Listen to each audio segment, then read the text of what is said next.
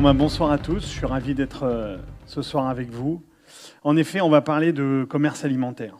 Alors, je sais, quand on entend le mot commerce alimentaire, voilà, le mot commerce, tout de suite, ça grince un peu aux oreilles, mais on va quand même parler de commerce alimentaire et on va essayer de voir comment est-ce que ce commerce alimentaire, il contribue finalement à l'évolution sociale, comment même, d'une certaine manière, le commerce alimentaire devrait être, peut-être, reconnu d'utilité publique. Donc on va le faire de manière très simple. Et ce que je voulais commencer à faire avec vous, c'est un petit jeu tout de suite pour vous mettre dans l'ambiance. On est en fin de journée, donc j'ai préparé un petit jeu de devinette. Vous allez voir pourquoi, parce que quand on parle de commerce alimentaire, on parle d'aliments. Quand on parle d'aliments, bien sûr, on va parler de fruits. Et quand on parle de fruits, j'ai préparé un jeu de fruits. Voilà. Alors, ce jeu de fruits, vous allez voir, il y a 3 images qui vont venir, les unes derrière les autres, derrière moi. Et vous allez devoir deviner quel est ce fruit. Je vous dis tout de suite, le premier, j'ai pris un fruit facile. Parce que vous êtes en fin de journée, tout ça, et je veux que vous participiez, que vous soyez vraiment dans l'ambiance. Donc, j'ai pris un fruit cool. Normalement, vous devriez le trouver. D'accord ? Après, l'autre, il est un peu plus difficile. Vous êtes prêts ? Voilà. Ça, alors, c'est quoi ? Oh purée, ça c'est bon, c'est nickel. Attention, j'en sors un deuxième, un peu plus compliqué, ça va monter en gamme. Attention, vous êtes prêts ? Ah ouais, bien. Ah ouais, je vois que vous êtes fortiche là. Donc là, je sors un fruit qui devrait, entre guillemets, normalement, calmer l'assistance. Ah ouais, ah vous êtes bon. Ouais, ah, vous êtes quand même assez fort. Alors, vous voyez, ce qui est assez marrant dans le petit exemple et le petit exercice qu'on vient de faire, c'est que si j'avais posé la même question dans la même salle il y a 70 ans, aucun d'entre nous aurait pu reconnaître ce fruit. C'est un truc de fou. Comment se fait-il qu'il y a 70 ans, personne n'aurait pu reconnaître ces fruits ? D'accord ? Alors simplement, c'est pas loin 70 ans, c'est tout juste une petite génération. Donc normalement, voilà. Alors la question qu'on peut se poser, c'est de se dire, mais comment est-ce que ce commerce alimentaire, qui est finalement cette culture du commerce alimentaire, je rappelle quand même juste que c'est en France 200 milliards d'euros de chiffre d'affaires et un peu moins d'1 million de salariés, comment se fait-il que ce commerce alimentaire, il soit maintenant partagé par tous et surtout accessible à tous ? Alors, je vais vous expliquer, pourquoi, c'est parce que, en fait, ici, là, dans ce champ de betteraves que vous voyez derrière moi, eh bien, il y a 70 ans, il y a des dingues qui ont imaginé faire ça. Un truc de fou. On était là, et eux, ils ont dit, bah, allez, ici, ça va être génial, on va faire ça. D'accord ? Alors, ça y est, je vous vois déjà un peu les regards suspicieux, en vous disant, oulala, celui-ci va nous refaire la retape du secteur, il va se transformer en VRP, la grande distribution. Je vous le dis tout de suite, on ne va pas parler de grande distribution là, on va parler de commerce. Parce que le commerce, vous allez voir que c'est une valeur noble. D'accord ? Et au travers de ce commerce, je ne vais pas vous parler de l'histoire du commerce, avec un grand H. Non, non, là, ce que je vais faire avec vous, c'est qu'on va parler des petites histoires des grands commerçants. Des Jaluseau, des Boussicot, des Leclerc, des Mullier, des Leroc, tous ces gens-là, qui sont à la fois des sonorités dans vos oreilles, mais dont parfois vous ne connaissez pas le génie. La première innovation que je voudrais partager avec vous, et je la trouve assez géniale, vous allez voir, la photo parle d'elle-même de toutes les façons, vous allez voir, c'est ça. Ça, c'est une innovation de dingue. Oui, si, c'est une innovation de dingue. Ah non, mais pas les bouteilles de vin, hein. Non, juste d'avoir le prix à côté du produit. Ça, il y a 70 ans, je vous dis tout de suite, ça n'existait pas. Quand vous faisiez vos courses il y a 70 ans, d'abord, vous n'accédiez pas au magasin comme ça. Vous étiez autorisé à rentrer chez le commerçant.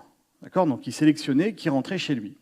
Et puis, quand vous arriviez là, vous tombiez sur un comptoir avec un commerçant en blouse blanche, crayon gris sur l'oreille. Et là, il se passait un truc absolument incroyable. Il y avait une sorte de duel entre le commerçant et le client. Parce que le jeu du commerçant, à l'époque, c'était de savoir combien vous pouviez mettre. Donc, résultat des courses, qu'est-ce qui se passait ? Eh bien, rentrer dans un magasin, beaux souliers, bien peignés, costume neuf, et là, c'était entre 3 et 4 fois le prix.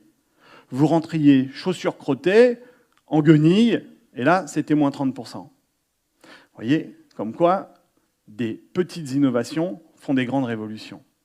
La deuxième innovation de ces grands commerçants, c'est celle-ci. Ah ça, c'est une innovation de dingue. J'adore celle-là. Ouais, non, mais pour vous, oui, je comprends, mais je vais vous expliquer ce qui se passe là. En fait, simplement, cet enfant, elle est en train de manger avec une totale insouciance. Alors ça, il y a 70 ans, ce n'était pas possible, parce que quand vous faisiez vos courses alimentaires, il y a 70 ans, d'abord, vous inspectiez de manière très méticuleuse chaque aliment. À l'époque, il y a 70 ans, il y avait 15 000 décès par an d'intoxication alimentaire. D'accord ? Aujourd'hui, on est à 150. Alors bien sûr, on a, comme nous l'a expliqué Sylvia, les progrès du packaging, aussi le réfrigérateur qui est arrivé, qui a changé quand même beaucoup de choses, et puis l'éducation, qui a beaucoup aidé à faire en sorte que les aliments puissent être, maintenant, on puisse se nourrir sans soucier. Mais ce qu'on a oublié, c'est que la quasi-totalité des normes alimentaires, en allant de l'extraction du producteur jusqu'à la mise à disposition du consommateur, ont été auto-imposées par ces grands commerçants. C'est ni l'État, ni les règles, ni les normes, c'est eux-mêmes qui ont anticipé la quasi-totalité de ces normes alimentaires. Alors la troisième innovation que je vais partager avec vous, et là qui est assez incroyable, c'est celle-ci. Je vois que vous avez encore un petit peu d'étonnement dans le regard, mais celle-ci, j'y crois beaucoup. En fait, qu'est-ce qu'on voit ? On voit un couple de retraités qui, finalement, après 40-45 ans de labeur, sont en train de profiter d'une deuxième partie de vie bien méritée. Je crois qu'on est assez peu nombreux à savoir qu'en effet, c'est un grand commerçant qui a eu l'idée de créer, avant l'État, avant la caisse de retraite des cheminots, avant la caisse de retraite des mineurs, il a eu l'idée de créer la première caisse de retraite de ses salariés. C'est lui qui a imaginé, ce grand commerçant, de dire « Attends, on ne peut pas se séparer de nos salariés et les laisser sur le bord de la route. » Même mieux que ça, je vais vous dire. Savez-vous que la sécurité sociale, oui, notre sécurité sociale, elle n'a pas été inventée par un médecin, elle n'a pas été inventée par l'État, non. Elle a été inventée par un grand commerçant qui avait créé la caisse de solidarité des salariés du printemps. Ah, ça vous embouche un coin, je peux comprendre, hein, mais néanmoins, on a derrière ces éléments de grands commerçants. Alors, vous vous dites, mais il est là, il nous explique la vocation sociale de ces grands commerçants et surtout leur vision sociale. Ce que j'essaye de partager avec vous, c'est de vous dire qu'il n'y a pas de grand commerce sans d'abord commencer par une vision de la société, une vision des gens, une vision qu'on peut partager. Alors certains d'entre vous vont me dire « Oui, mais t'es gentil Rodolphe, en fait, c'est pas dans ce sens-là que ça marche, t'as rien compris. » En réalité, ces gars-là, ils ont une vision sociale pour le pognon. Eh oui, pour l'argent. Ils font ça parce qu'ils ont envie de récupérer de l'argent. Alors l'argent, on va en parler. Parce que je me suis posé la question, finalement c'est vrai, peut-être qu'ils le font pour l'argent. Le bénéfice, on va en parler. Il y a 4-5 ans de cela, j'ai décidé d'aller en magasin, comme on dit, en sortie de caisse.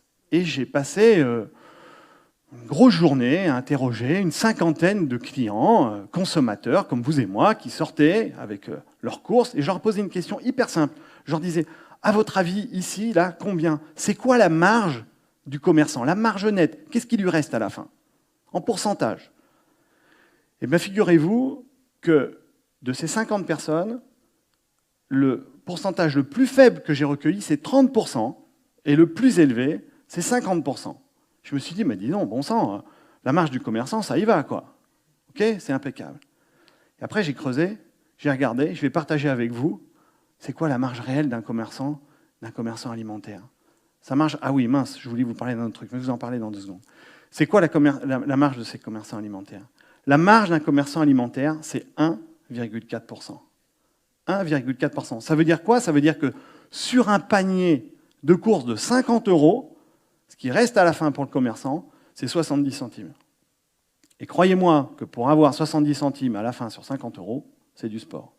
Alors oui, c'est vrai, c'est sur un gros volume. C'est sur un gros volume, je suis d'accord. Mais quand ça perd gros, je vous le garantis.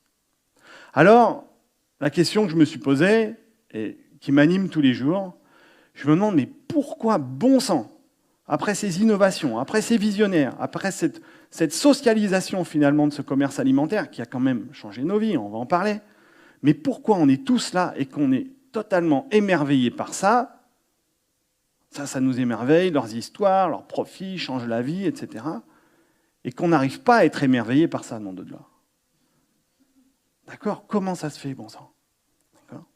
Alors, là, cet élément-là, la question qu'on peut se poser, après avoir vu tout ça, c'est comment est-ce qu'on peut réconcilier cette grande histoire commerciale avec tous ces consommateurs. Et donc, comment ça va se passer dans les 10, 20, 30 prochaines années? Comment est-ce qu'on peut changer cette histoire? Comment est-ce qu'on peut changer cette alchimie?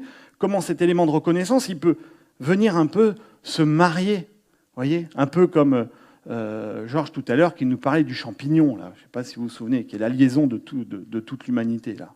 Eh bien, moi, je pense que le commerce, c'est aussi une forme de champignon social. D'accord? Et donc, je me suis dit, mais comment ça va évoluer? La première chose, qui est un point auquel je crois énormément, c'est qu'il va falloir qu'on se sépare du terme grande distribution. Ça, c'est pas bon du tout. C'est pas grande qui me gêne, c'est distribution. Distribution, ça va pas, ça me plaît pas. Et donc, en réfléchissant à comment s'en séparer, je suis remonté un petit peu en arrière et je suis remonté à l'origine du terme distribution. Et en fait, le terme distribution, ça vient du XIVe siècle, en 1309 exactement. Et en fait, ça vient d'un mot, d'une fonction sociale de l'époque, c'est-à-dire de gens qui avaient un métier qu'on appelait les distributaires. Qu'est-ce que c'était que les distributaires? C'était des gens dont le métier était de s'occuper des autres. C'est pour ça que pendant des siècles, le mot distribution, il a voulu dire contribution. C'était vraiment un mot équivalent à contribution. Donc peut-être qu'on pourrait se poser la question de se dire, est-ce que demain, la grande distribution ne pourrait pas devenir un grand contributeur, une grande contribution sociale? La deuxième conviction, j'avance, voilà. La deuxième conviction à laquelle je crois énormément, c'est que on connaît tous ce terme de fracture numérique, avec d'un côté ceux qui ont accès au digital et puis ceux qui n'y ont pas accès.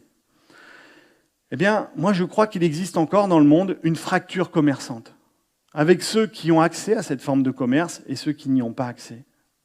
Et que finalement, on a vite oublié le fait qu'aujourd'hui, dans nos sociétés, tous ensemble, d'accord, on évolue sans se soucier des problématiques de nos besoins primaires. Mais il existe des régions dans le monde entier où des populations ne pensent qu'à une seule chose, comment se nourrir, boire ou manger.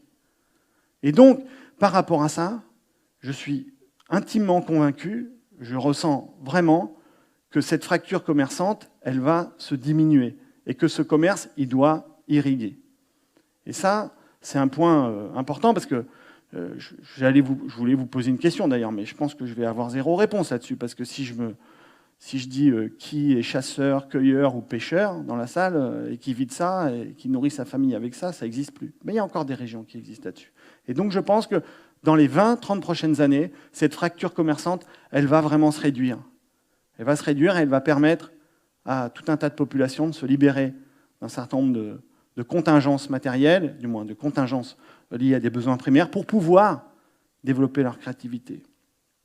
Le dernier élément que je veux partager, on en a beaucoup parlé aujourd'hui. Ça m'a fait énormément plaisir, non pas pour mon ego, mais de me dire que finalement, des gens très intelligents arrivent à projeter des choses là-dessus.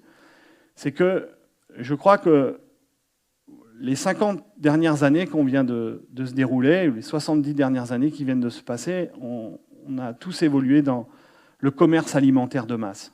C'est vraiment l'alimentation pour tous, à tous les instants, à tous les moments. Je crois qu'on est en train de basculer dans un monde, on est en train de considérer que ça c'est un acquis, d'accord, et qu'on est en train de basculer dans le commerce alimentaire de sens. Et ça, c'est capital. Ça veut dire quoi? Ça veut dire qu'aujourd'hui, de plus en plus, la manière dont nous consommons nous définit. C'est-à-dire que consommer, c'est plus acquérir et accumuler. Consommer, c'est partager des valeurs. C'est finalement, on voit très très bien tout ce que ça veut dire derrière ça. Ça veut dire que finalement aujourd'hui on a un sens très très aigu du fait que dès qu'on achète quelque chose, c'est une part de notre travail, c'est une part de notre temps, c'est une part de nos croyances qui est en train de basculer, de se transporter dans ce produit et particulièrement dans l'alimentation. Donc c'est vrai qu'avec une consommation de sens et finalement un commerce de sens, on va se rendre compte que l'échange commercial sera, dans les années à venir, un échange de valeurs, de croyances. C'est quasiment religieux. Et on en a beaucoup parlé aujourd'hui. Et donc, vous connaissez tous le fameux cogito ergo sum, le je pense donc je suis.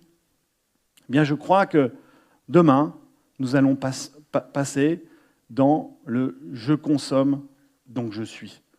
Pourquoi ? Parce que c'est en effet la manière dont on va acheter, la manière dont on va consommer, la manière dont on va se comporter vis-à-vis de nos éléments qui vont définir l'ensemble de l'univers de nos valeurs.